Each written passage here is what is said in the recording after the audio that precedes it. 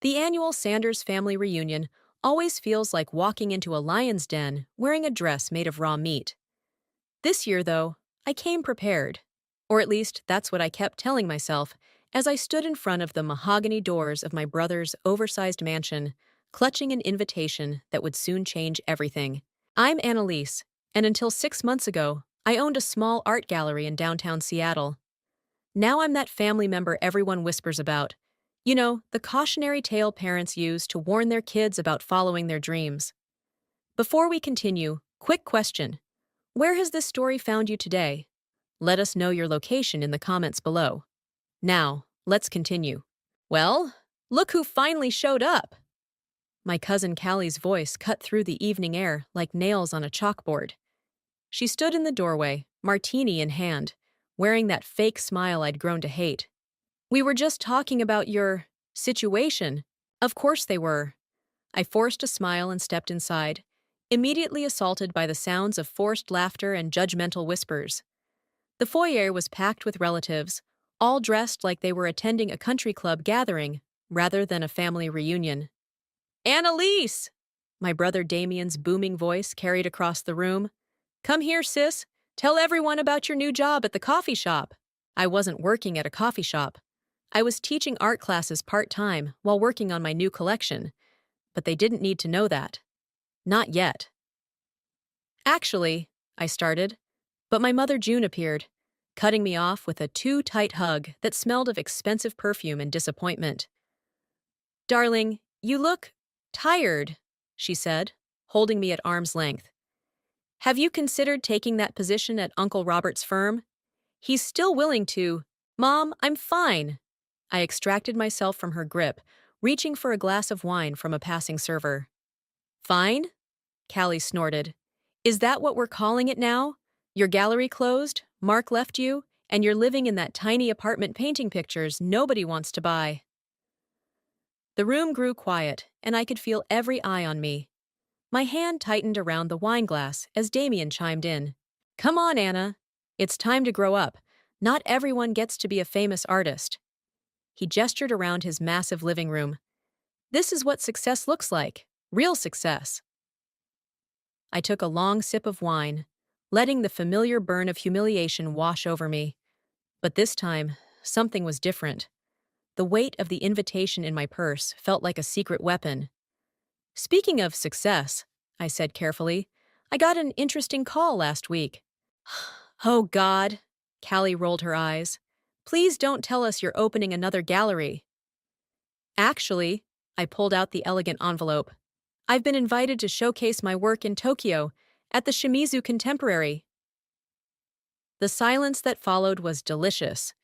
Damien's smug smile faltered slightly. The what? My mother asked, clearly trying to maintain her composure. Only one of the most prestigious contemporary art galleries in Asia, I said, watching their faces. They want to feature my new collection, solo exhibition.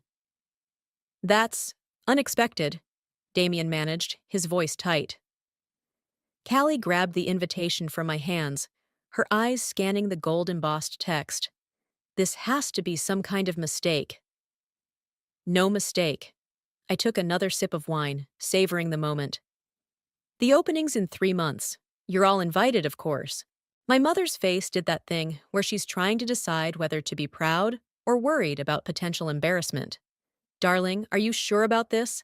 After what happened with the gallery? Oh, I'm sure. I smiled, thinking about the collection taking shape in my studio.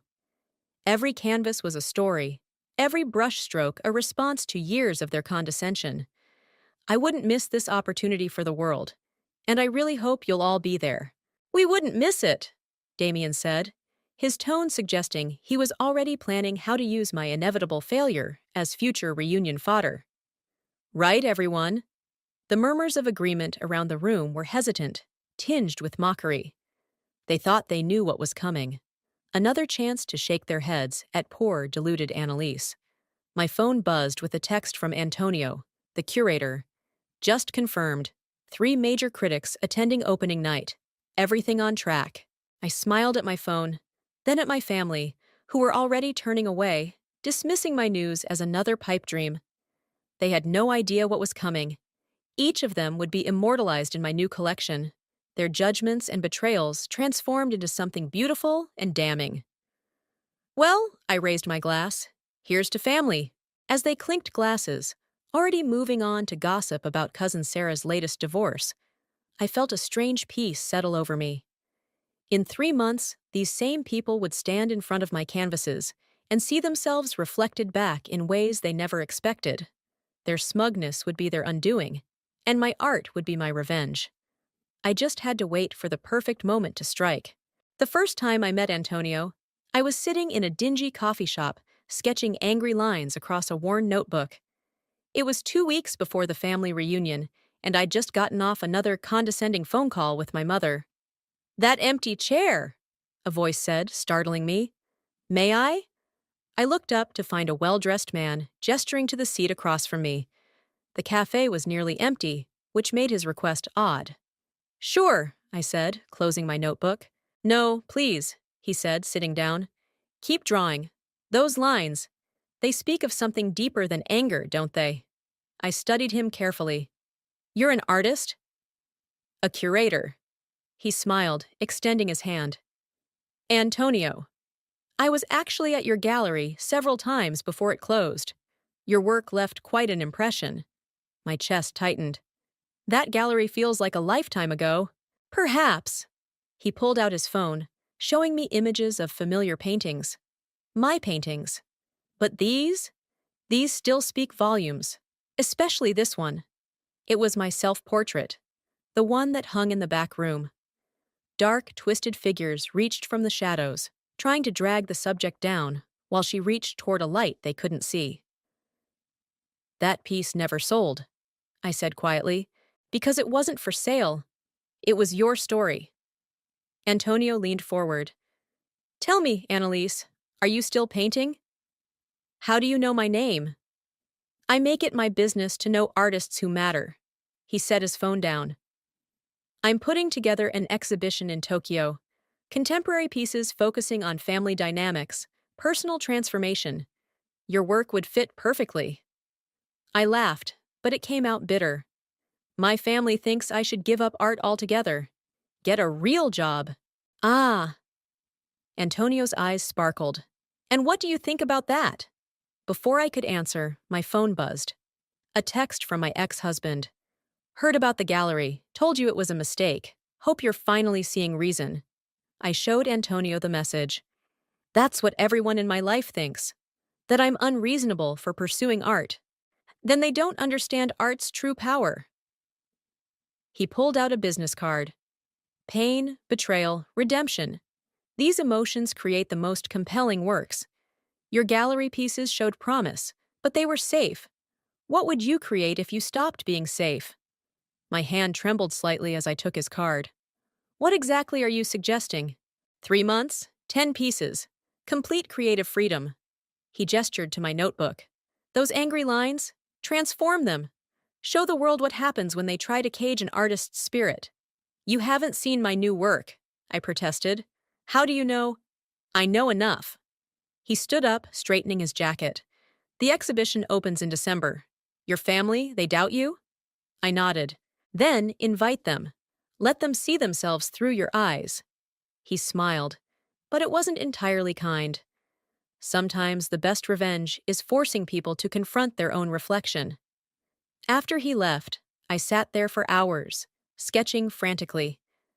Images poured out. My mother's disapproving frown transformed into a Baroque mask of propriety. Damien's success worship depicted as a golden noose. Callie's fake sympathy twisted into thorned roses. My phone buzzed again. This time it was Selah, my oldest friend. "Hey, stranger, haven't heard from you in weeks. You okay?" I called her immediately. "Selah, I need your honest opinion. Am I crazy for still trying to make it as an artist?" "What brought this on?" Her voice was concerned. "Did your family say something again?" "No. Well, yes, but—" I explained about Antonio and the exhibition offer. "Holy shit, Anna!" Selah's excitement was contagious. "The Shimizu Contemporary? That's huge! But what if they're right? What if I'm just setting myself up for another failure?" Listen to me. Sayla's voice turned serious. Your gallery didn't fail because you're a bad artist. It failed because you were trying to create what you thought people wanted to see. When was the last time you painted something just for you? I looked down at my sketches, raw, angry, honest. I think, I think I'm about to. Then do it. Show them all what you're capable of. She paused. Just promise me one thing. What? Don't hold back. Not this time. That night, I emailed Antonio my acceptance and ordered new canvases. As I cleared space in my small studio apartment, I found my old wedding photo tucked behind some boxes. Mark's smiling face looked back at me, his arm around my shoulders, both of us standing in front of my first gallery opening. You'll never make it in the art world, he'd said the night he left. You're just not good enough. I ripped the photo in half and pinned it to my inspiration board. Below it, I wrote, "Watch me." The next morning, I started painting. Each stroke felt like breaking free from chains I hadn't even realized I was wearing. For the first time in years, I wasn't creating art to please others or prove something. I was creating art to set myself free. And if it burned some bridges along the way, well, that was just part of the masterpiece. Paint splattered across the canvas like blood, dark reds mixing with deep purples. I'd been working for 6 hours straight when the knock came at my door. The sound made me jump, smearing crimson across what was supposed to be my mother's perfectly coiffed hair in the portrait. Annalise? Darling, are you home? Speaking of the devil, I looked down at my paint-covered clothes and sighed. Coming, Mom. I opened the door to find June standing there in her designer suit, looking completely out of place in my apartment building's dingy hallway. Her eyes widened at my appearance. Oh, sweetheart. She pushed past me into the apartment. You're not still... She trailed off as she saw the canvases. 7 of them lined the walls, each one larger than the last. The newest one, still wet, showed a woman in a garden party dress, her face a mask of propriety while serpents coiled around her ankles. What is this? Her voice was barely a whisper. My new collection. I wiped my hands on my already stained jeans. For Tokyo. She moved closer to the serpent painting, her heels clicking on the hardwood floor. This is me, isn't it? What gave it away? The pearls or the passive-aggressive smile? Annalise! She spun to face me. Is this what you're planning to show? These angry paintings? I gestured to the other pieces. Take a look around, Mom. Tell me what you see. She did, slowly walking the perimeter of my small living room. There was Damien, crowned in fool's gold. Callie, drowning in a sea of champagne and fake tears. My ex-husband, a puppet master with broken strings. This isn't art, she said finally. This is revenge. Why can't it be both? Because I raised you better than this. She grabbed my arm. Listen to me. It's not too late to cancel. I'll call Antonio myself. I jerked away from her. You know Antonio? Everyone in the art world knows Antonio. She smoothed her jacket, a nervous habit I'd captured perfectly in the painting. He's brilliant, but he can be cruel. He likes to create spectacles. Like showcasing the failed artist daughter of June Watts? That's not fair. No? I picked up my brush again, turning to the portrait. Where were you when my gallery was failing? When Mark left? When I needed someone to believe in me? I was trying to protect you. Her voice cracked.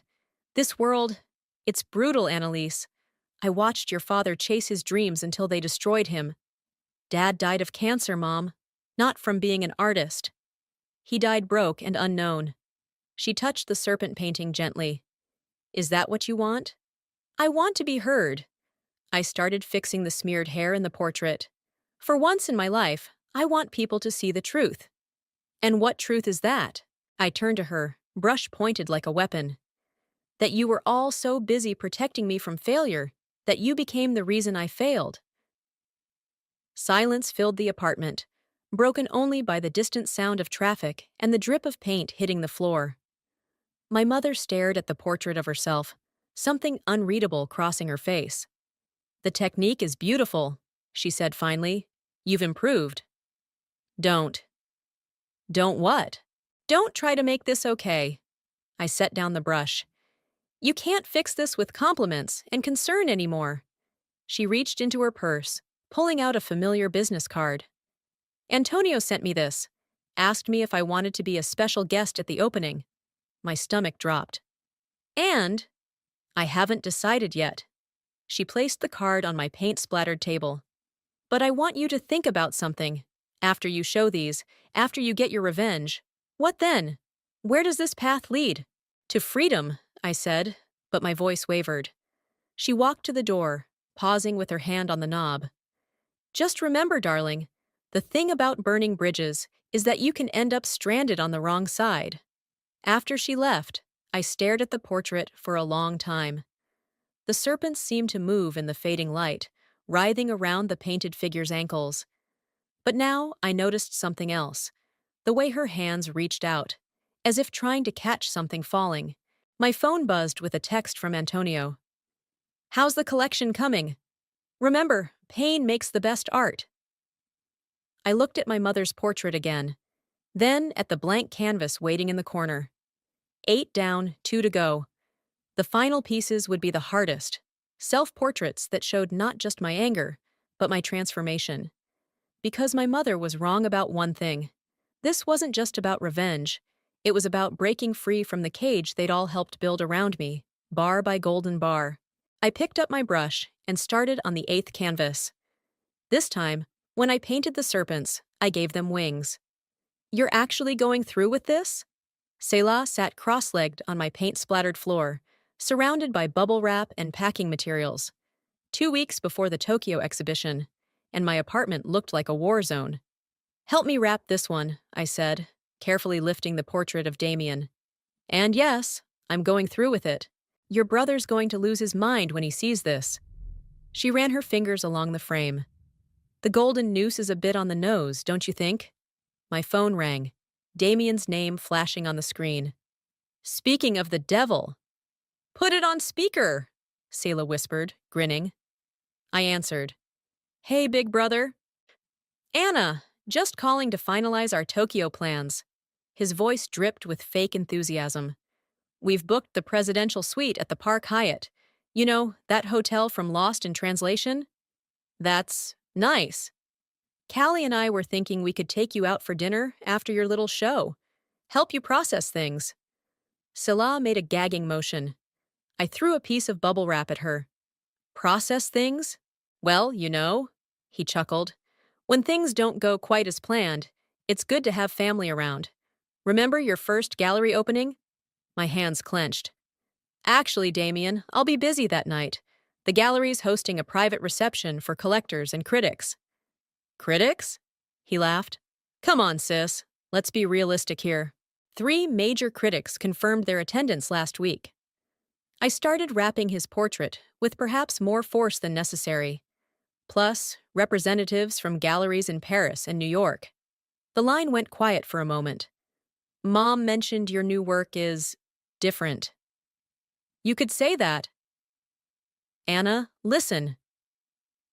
His voice took on that patronizing tone I'd captured perfectly in oils and acrylics. "It's not too late to back out. No one would blame you. We all know how sensitive you can be." Selah mouthed asshole at the phone. "Thanks for your concern," I said, keeping my voice steady. "But I think you'll find I'm not as sensitive as you remember. See you in Tokyo, brother dear." I hung up before he could respond. "God, what a jerk," Selah said, helping me secure the wrapped canvas. "I can't wait to see his face when he realizes what you've done." 9 down, I said, looking at the final blank canvas in the corner. 1 to go. The self-portrait? Selah stood, stretching. "What are you planning for that one?" Before I could answer, my phone buzzed with a text from Antonio. "Final piece deadline in 3 days. Make it count." He's been pushing for something specific, I admitted. Something that ties the whole collection together. And I walked to my sketches pinned on the wall. I keep coming back to this idea. The rough drawing showed a woman emerging from a chrysalis made of broken picture frames and shattered expectations. Around her, the faces of my family watched from the shadows, their expressions a mix of horror and recognition. It's perfect, Selah said softly. But can you finish it in time? I picked up my brush. I have to. I've already arranged the shipping for everything else. This is the keystone. Then I'll leave you to it. She hugged me tight. Just remember to eat something occasionally, okay? After she left, I stared at the blank canvas for a long time. My phone kept buzzing. Texts from Callie about Tokyo restaurant recommendations. Messages from my mother about reconsidering the tone of my work. Even one from Mark asking if the rumors about the exhibition were true.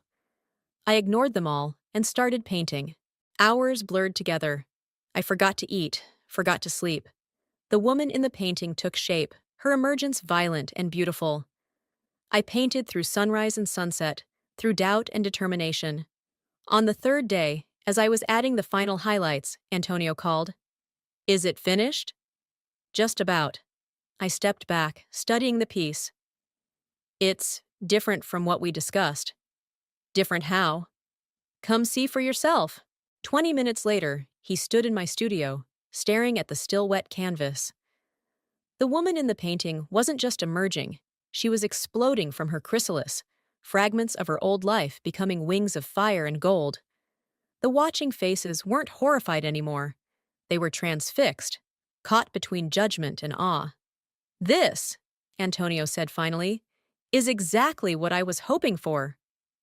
Really? Because you seemed pretty set on the whole revenge angle. He smiled. Revenge got you started. But this? He gestured to the painting. This is transformation.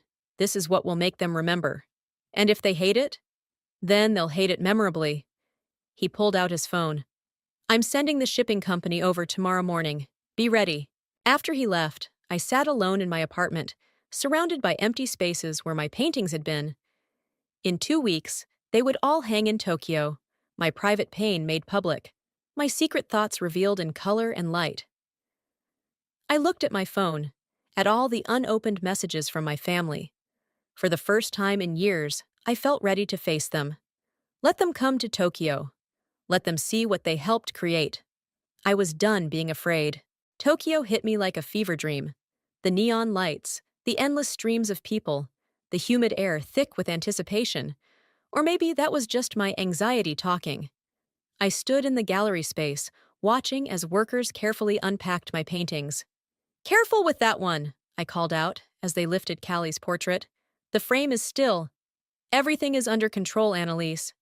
Antonio appeared beside me, clipboard in hand. This isn't their first exhibition. A crash from the back room made us both jump. One of the workers emerged, looking sheepish. Sorry, just dropped an empty crate. I pressed my hands to my temples. 2 days? The opening is in 2 days, and nothing is ready.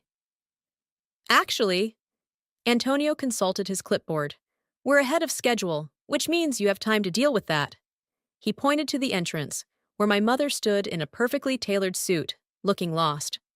Mom? I walked over. The opening isn't until Friday. I know. She glanced around the space. I thought, maybe we could talk, before everyone else arrives. Antonio caught my eye and nodded. Take her to the cafe across the street. We've got things handled here. The cafe was tiny, with windows that looked out over the bustling Shibuya streets.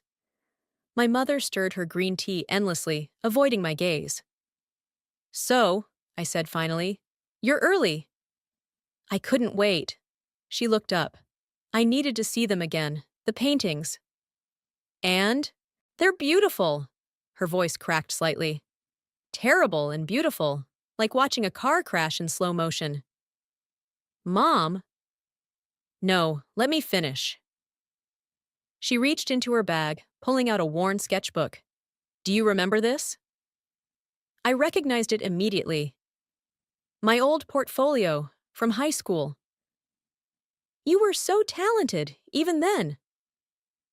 She opened it to a particular page, a portrait of her from years ago, smiling and natural. This was before Dad died. Before I got scared. She pushed the sketchbook toward me. I thought I was protecting you. From poverty, from disappointment, from ending up like Dad? Happy? Your father wasn't happy at the end, Annalise. She closed the sketchbook.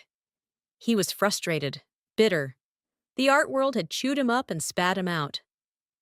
So you decided to chew me up first? The words came out sharper than I intended. A waiter arrived with our pastries, giving us both a moment to compose ourselves. Ah, I deserved that, my mother said finally. I deserved all of it. The serpents, the mask, everything in that painting. Then why are you here? Because, she took a deep breath, because I want to stand beside you at the opening. Not as the woman in your painting, but as your mother. If you'll let me. Before I could respond, my phone buzzed. A text from Damien. Just landed. Callie's flight delayed. Where's the nearest bar to the gallery? Need a drink before seeing your latest endeavor.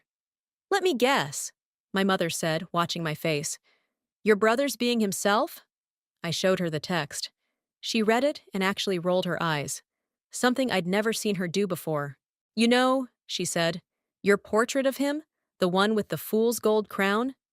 It's perfect. He always was his own biggest fan. I nearly choked on my tea. Did you just agree with me about Damien? I'm capable of growth. She smiled slightly. The question is, are you? What do you mean? These paintings. They're your way of breaking free. But freedom means different things to different people. She reached across the table, taking my hand. Sometimes it means knowing when to let go of the anger, even when it's justified. My phone buzzed again. Antonio. Critics arriving early for preview. Need you back here. I have to go, I said, standing. The critics. I know. She stood too, straightening her jacket. Just think about what I said. And Annalise? She caught my arm as I turned to leave. Whatever happens at the opening, remember, you already won. You finished the collection. You made it to Tokyo. Everything else is just fool's gold?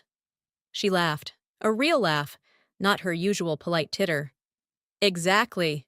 Back at the gallery, the lights were being tested, casting dramatic shadows across my paintings. Antonio was directing the final placements, arguing in rapid Japanese with the lighting technician. Move that spot 2 degrees left, he called out. We need the serpents to look like they're moving. I watched as the light shifted, bringing my mother's portrait to life. The serpents did seem to move now, but somehow they looked less threatening than before. Maybe it was the conversation with my mother, or maybe it was just the Tokyo air, but something had shifted.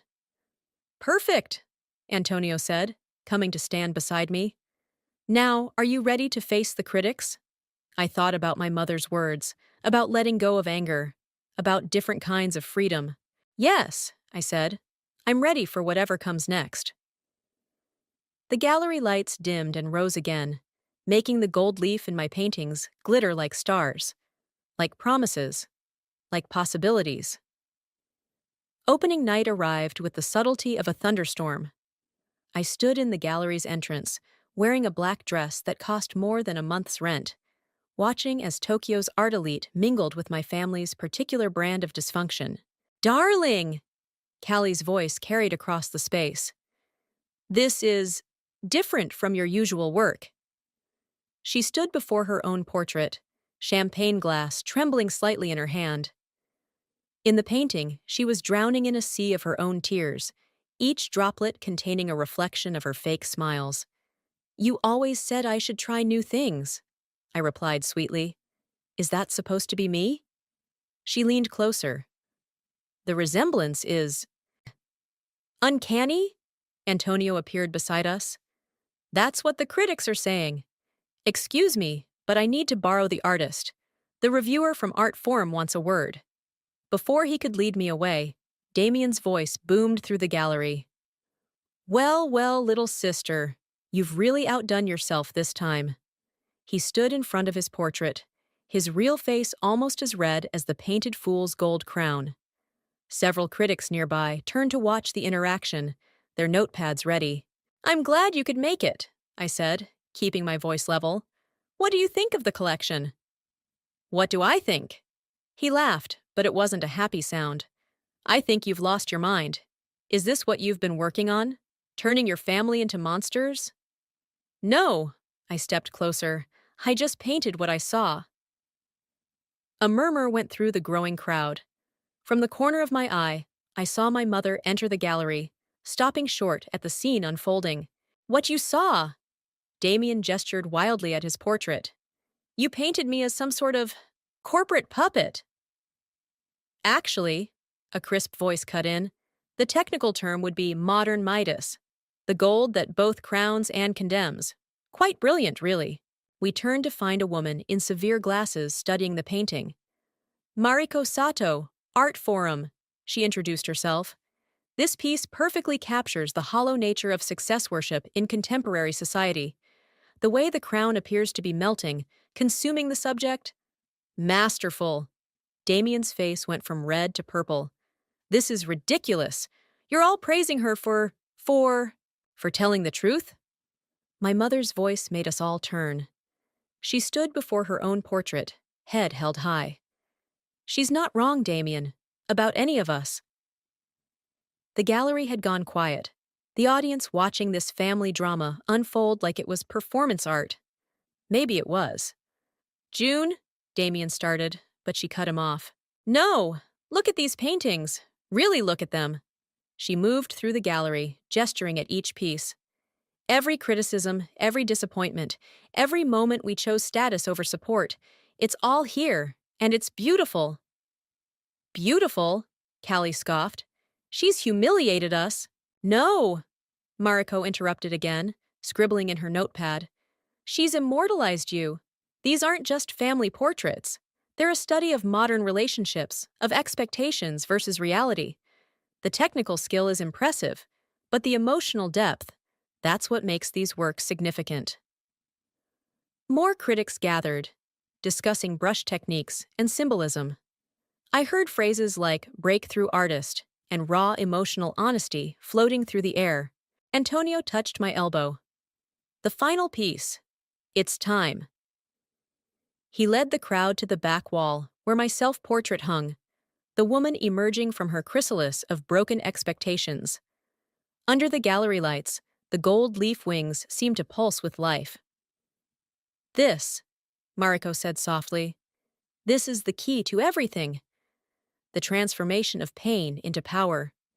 The emergence of authentic self despite societal constraints. Ms. Sanders, you've created something extraordinary here." I felt my mother's hand slip into mine. "Yes," she said.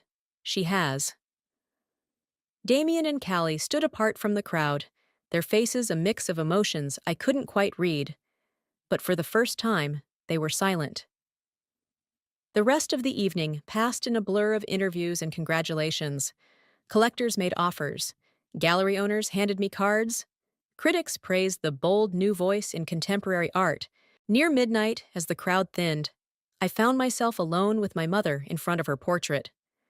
The serpents seemed less threatening now, more like guides than tempters. "I was wrong," she said simply, "about so many things." "Mom!" "No, let me finish." She touched the canvas gently. "I thought I was protecting you from the art world. Instead, I became the thing you needed protection from. But this," she gestured around the gallery, "this is who you were always meant to be." Behind us, I could hear Antonio announcing the final sales figures to the remaining guests. Could hear Damien and Callie arguing quietly by the exit. Could hear the future rushing toward me like a bullet train. But in that moment, standing with my mother in front of the truth we'd both finally faced, I felt something shift. The anger that had driven my brushes, fueled my revenge, began to transform into something else. Something that looked a lot like freedom. The morning after the opening, I sat in my hotel room surrounded by newspapers. My face stared back at me from the art sections of 3 different publications, alongside glowing reviews of the exhibition. A knock at the door made me jump. "Room service!" But when I opened it, I found Damien standing there, looking uncomfortable in casual clothes, something I hadn't seen him wear in years. "Can I come in?" I stepped aside, watching as he took in the scattered newspapers and half-empty champagne bottle from last night. "Quite a splash you made," he said, picking up one of the papers. "Rising star transforms family drama into artistic triumph." Mom must be thrilled. "Why are you here, Damien?" He sat heavily in one of the plush chairs. "I couldn't sleep last night. Kept seeing that damn painting. The crown, the noose." He looked up at me. "Is that really how you see me?" "It's how you've been," he repeated, past tense. Before I could answer, my phone buzzed. A text from Antonio. "Major collector wants to commission a series. 6 figures. Call me." Damien watched me read the message. "Good news?" "Could be." I set the phone down. "Why are you really here?" He stood up and walked to the window, looking out over the Tokyo skyline. "Remember when we were kids, before Dad got sick? You used to draw these ridiculous portraits of me as a superhero." "Super Damien," I said softly. "Defender of little sisters." "What happened to us, Anna?" "You happened. Success happened. The day you made partner at your firm, you told me I was wasting my life with hobby art." He winced. "I was trying to help." "No, you were trying to make me more like you." I joined him at the window. "The thing is, Damien, I never wanted to be like you. I just wanted you to be proud of me anyway." "The critics are proud enough." He attempted a joke, but it fell flat. "That's not the same thing." We stood in silence, watching the city wake up below us. Finally, he turned to face me. "The painting," he said. "The crown is melting, but the person underneath, he looks scared." "Because he is." I met his eyes. "Aren't you?" Before he could answer, another knock came at the door. This time it was Callie, her makeup perfect despite the early hour. "Oh," she said, seeing Damien. "I didn't realize." "Come in," I said. "We're having a family meeting, apparently." Callie perched on the edge of the bed, her designer purse clutched like a shield. "I saw the offers. For your paintings. They're impressive." "Don't strain yourself with compliments, Callie." "I'm serious." She pulled something from her purse, a creased piece of paper. "I found this in my old diary. Remember when we were 14? You drew this at my first ballet recital." The sketch showed a younger Callie in mid-leap, her face full of joy rather than calculation. I'd forgotten about it completely. "You were always able to see people," she said quietly. "Really see them. I guess I just didn't like what you saw in me." "The truth hurts," Damien muttered. "Says the man wearing golden handcuffs," Callie shot back. To my surprise, they both laughed. It was a fragile sound, but real. My phone buzzed again. This time it was my mother. "Breakfast in 20 minutes. The whole family. We need to talk." I showed them the message. "She's at the hotel restaurant already, isn't she?" Damien asked. "Probably color-coding her talking points," Callie added. "Some things never change," I said, but the words held less bitterness than before. We made our way down to the restaurant, this strange procession of newly humbled siblings. Mom sat at a corner table, perfectly poised as always, but something was different. She'd taken off her pearls. "My children," she said as we approached. "Sit, please." We did, falling into our usual seats, me across from Damien, Callie next to Mom. A waiter appeared with coffee and disappeared just as quickly. "I've been thinking," Mom began, "about legacy." "Mom," Damien started, but she held up a hand. "Your father's legacy wasn't his art or lack of success. It was his courage to keep creating, even when the world told him to stop." She looked at each of us in turn. "And my legacy? Well, thanks to your exhibition, Annalise. I can see it clearly now. I created a family of performers, always playing our parts, always hiding behind our masks." "The serpents," I whispered. "Yes." She smiled sadly. "But maybe it's time for a new portrait. One where we're all a little more real." My phone buzzed one final time. Antonio again. Gallery opening in Paris wants the whole collection. When can you start the next series? I looked at my family. Really looked at them. Damien with his slightly loosened tie. Callie without her usual sharp smile. Mom missing her armor of pearls. All of us, finally seeing each other clearly. Soon, I typed back. But this time, I'm painting something different. Something true. Something healing. Something free. The last day of the Tokyo exhibition dawned clear and bright. I stood in the empty gallery, saying goodbye to each painting before they were packed for Paris. Antonio worked quietly in the background, directing the art handlers.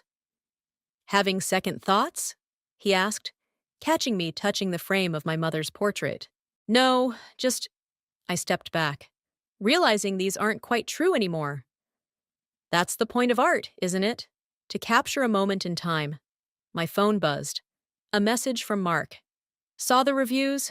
Congratulations. I was wrong about you. I deleted it without responding. Some chapters didn't need an epilogue. Annalise? My mother's voice echoed through the gallery. She wasn't alone. Damien, Callie, and Sela were with her. What are you all doing here? Sela grinned, holding up her camera. Documenting the moment, obviously. We wanted to see them one last time, Damien said, his tie conspicuously absent, before they head to Paris without us. About that. I exchanged glances with Antonio, who nodded. I'm not sending all of them. What do you mean? Callie asked. I led them to the back room where a new canvas stood covered. I've been working on something, a replacement for the Paris show. But these paintings are a set, my mother protested. The critics all said, the critics don't get to decide anymore. I pulled off the cover. The new painting showed our family breakfast from that morning after the opening. But instead of masks and serpents and golden chains, it showed us as we really were. Imperfect, uncertain, but trying. Mom without her pearls, Damien with his guard down, Callie's genuine smile. In the background, fragments of the original portraits could be seen, but they were fading like old photographs. This is... Callie touched the canvas gently. This is beautiful. It's true, Damien said quietly. My mother stood silent, tears tracking down her cheeks. The Paris Gallery wants anger and revenge, Antonio said from behind us. They want the sensational family drama that made headlines. But that's not us anymore, I said. At least, not all of us. So what happens now? Sela asked, snapping photos of our reactions. Now? I smiled. Now I get to choose. The Paris Gallery will take the collection as is, or they can have the new direction. Either way, I'm done letting other people decide what my art should be. They'll take it, Antonio said confidently. The new piece, it's stronger than revenge. It's redemption. Speaking of redemption, Damien cleared his throat. I have something to show you. He pulled out his phone, showing me an email. I'm stepping down as partner. What? We all spoke at once. I'm opening my own firm, smaller, more focused on arts advocacy and creative rights. He looked at me. If you're interested, I could use some help with the logo design. Damien, Mom started, but he cut her off. The crown was heavy, Mom. Time to take it off. Callie laughed suddenly. Well, if we're doing confessions, I quit the country club, and I'm teaching ballet to underprivileged kids now. My turn, Mom said, wiping her eyes. I'm selling the house, your father's old studio. I'm turning it into an art school for children. You're all insane, Sela announced, still taking pictures. And it's absolutely perfect. Antonio cleared his throat. The handlers need to start packing soon. Have you made your decision about Paris? I looked at my family, really looked at them, at how far we'd come from that bitter reunion where this all started. The revenge I'd planned had transformed into something else entirely. Send them this one, I said, gesturing to the new painting. Tell them it's a package deal. Take it all or nothing, the journey and the destination. And if they say no? Then I'll find someone who understands that the best art tells the whole story, not just the angry parts. My mother hugged me suddenly, fiercely. Your father would be so proud. We all are, Damien added. Even if you did make me look like I was drowning in champagne, Callie said, but she was smiling. Selah captured the moment, all of us laughing, the new painting bearing witness to our transformation. The morning light streamed through the gallery windows, making the gold leaf in all the paintings shimmer like stars. Time to pack up, Antonio called softly. We stepped back, watching as the handlers began carefully wrapping each canvas. But they weren't just paintings anymore. They were markers of where we'd been, signposts pointing to where we were going. Ready? Selah asked, showing me the photos on her camera. I looked at the last shot, my family standing together, the new painting behind us, all of us smiling real smiles. Yeah, I said. I'm ready for whatever comes next. Because sometimes the best revenge isn't revenge at all. Sometimes it's letting go of the need for it. Sometimes it's painting a new picture, one brush stroke at a time.